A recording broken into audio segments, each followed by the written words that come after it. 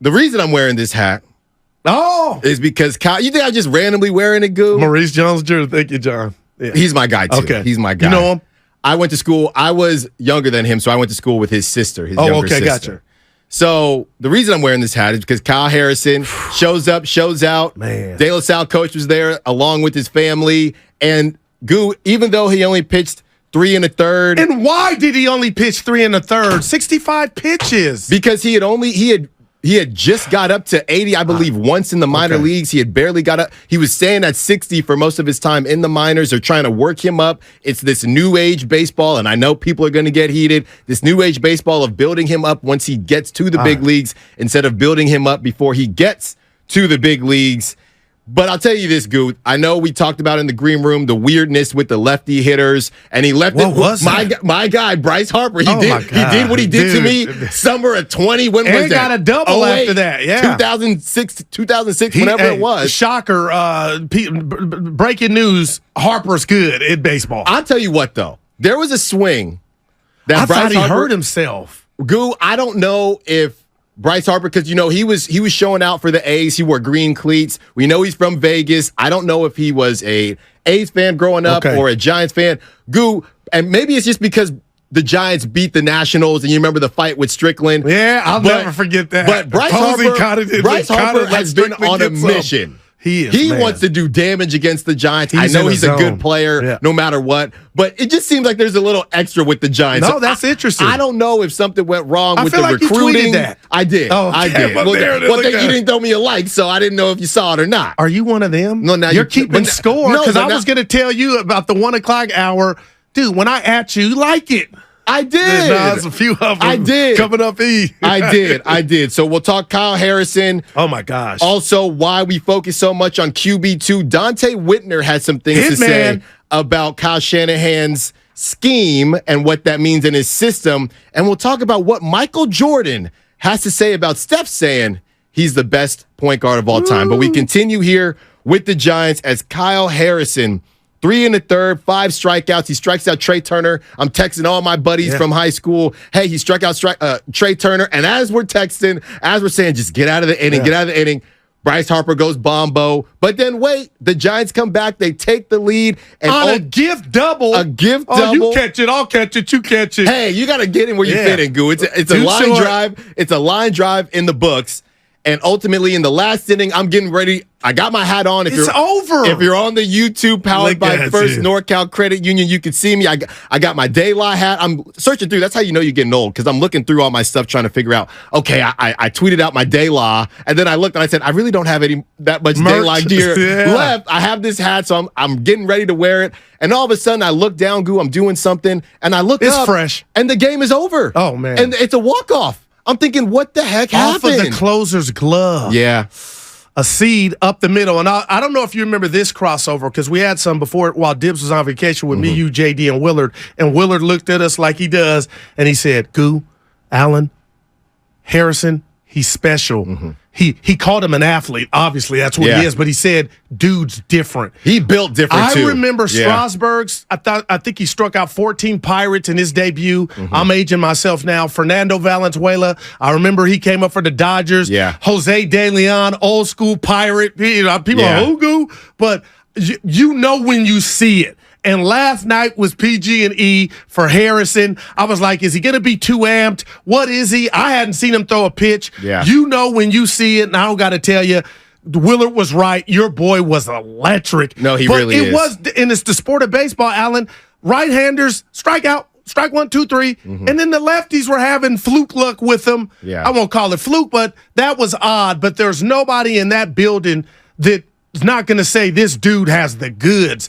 Allen, I'm blown away. That heater, and then effortless. I forget it was. I know Flynn was on the call. Was it Javi Lopez or it was Hunter Pitts? Pitts? I thought, They brought up, and I'm gonna run this by you. If maybe he was tipping his pitches to the lefties. I don't know, but it's possible, and that's why I do like Hunter on there, because he's given the hitters. I had to warm up to him. He's good. Yeah, like he is. And the thing I'll say about the whole lefty thing. Don't want to read too much into it. I really just wanted to see how this stuff played. Did it play at a big league level? To me, Goo, He's built to last a long time. Very similar to Bumgarner. And the way he throws is effortless like Bumgarner, but he got more 4 or 5 miles per hour. MPHs. So those are the types of guys that can last a while. When we saw Tim Lincecum, we knew it was great, but we also forgot his debut. Well, they ran through all the debuts, and by the way, Kyle Harrison, youngest debut since Bumgarner. Okay, wow. They ran through all the debuts, and a lot of the debuts were losses. So that's a good thing for the last couple of great pitchers in the Giants organization. We're talking about 2 different things now. Kyle Harrison, you are going to be a stud. I would bet right now on the come, but the Giants. And I got mad at Shasky. People don't know the show before the show. Like, he has so much perspective. I don't know who he is saying he's not disappointed. And I want you to be throwing, copiers out the window, fax machines. Like, I don't recognize this team and what's going on, Alan. But I just don't. But I agree with Shasky. And the reason we're on the same page is because we didn't expect there to be a parade. But okay, go finish. So because if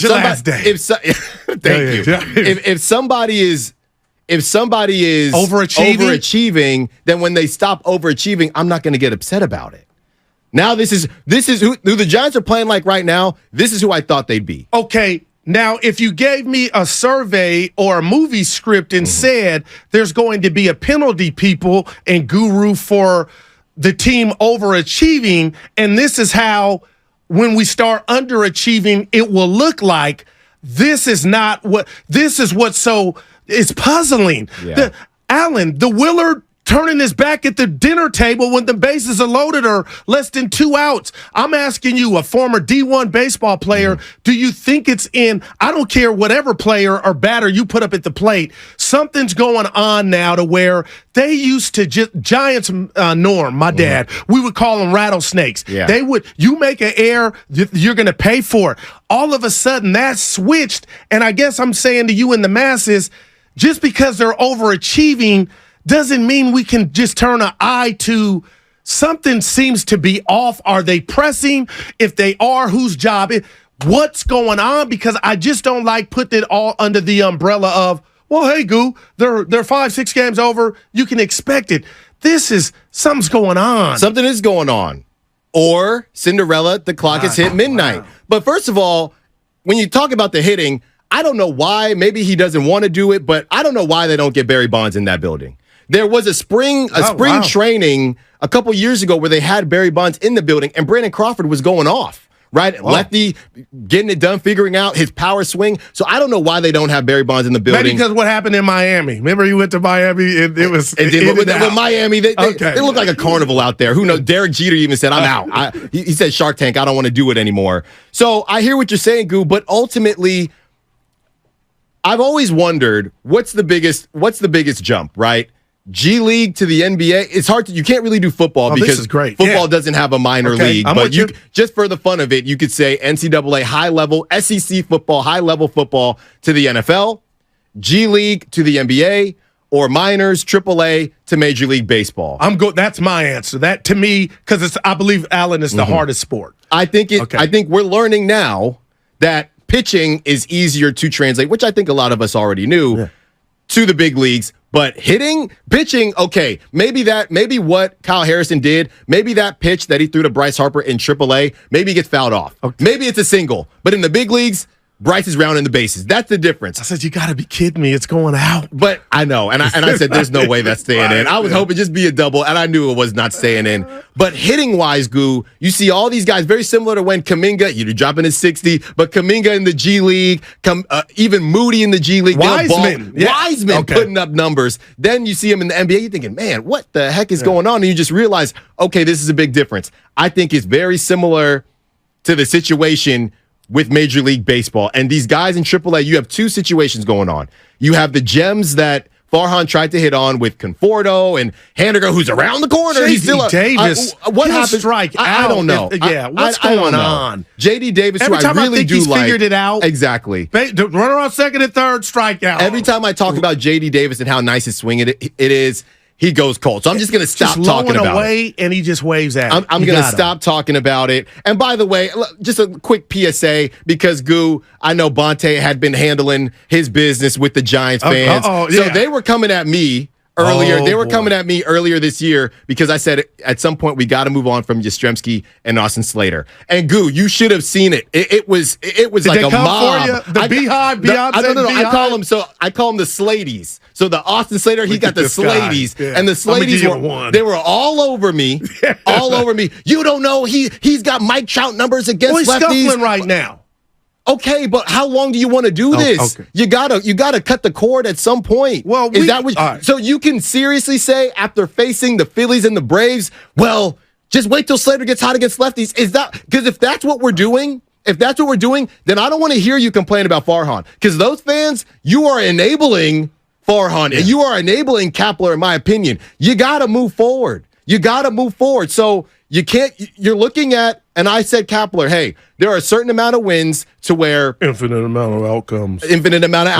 Certain amount of wins that I'll put on Kapler. I would put that second game against the Braves when he did not bring in Doval.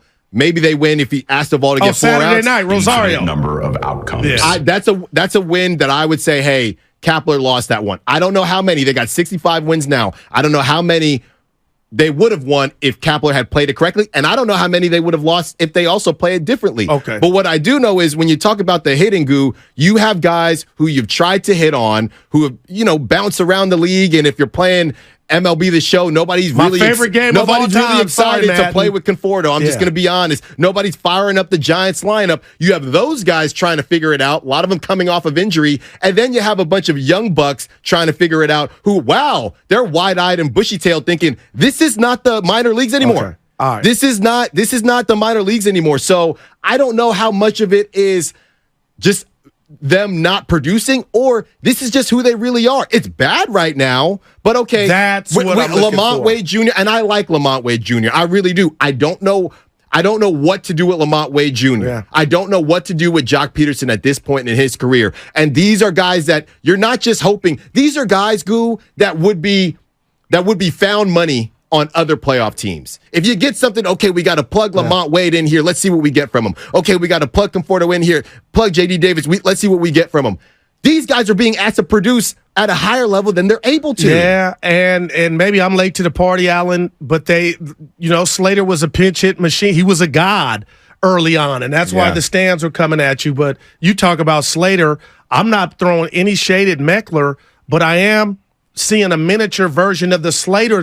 Like, why is he getting all these chances? Yeah. And I'll leave that there. But Shasky, I keep going to him because there's so many similarities with me and him. He wears his heart on his sleeve, and for him to say he's not hurt, he's triple hurt. But if you want to prescribe and say, you know what, they were playing above their heads, Alan, my thing is you still can't ignore how that game played out yesterday, a winnable game. Yeah. I put it in the win column. So my whole thesis is you can't ignore the pain. No. You can tell me from the bigger picture, Goo, they're playing above their heads, but how these games are playing out when you had the lead and Doval is coming out, that I'm here to prescribe pain meds. So I got some quotes here from Kapler because there's been some confusion and frustration with Doval in his last couple outings. In what regard? And it's been about what's been happening with Doval and his slider, right? So basically, Doval gets slider happy. Okay, so they've been working. The fastball. I used to do that last year. They've been working on Doval not throwing the slider as much. But yesterday, and here's a quote from Kapler right here. I missed this. One thing we're seeing is that Camilo is using one pitch frequently. One of the conversations that we've had with him, and this is an ongoing discussion, is just to really trust Pat Bailey behind the plate.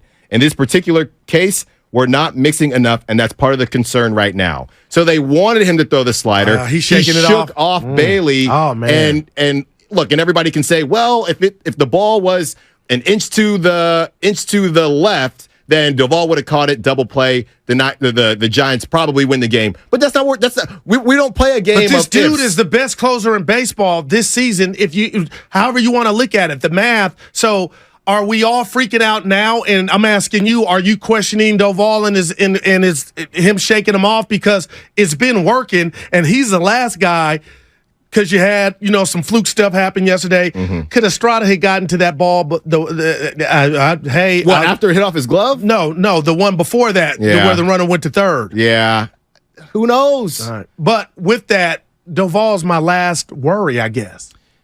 Well, and that goes back to the hitting, right? Doval becomes a bigger worry when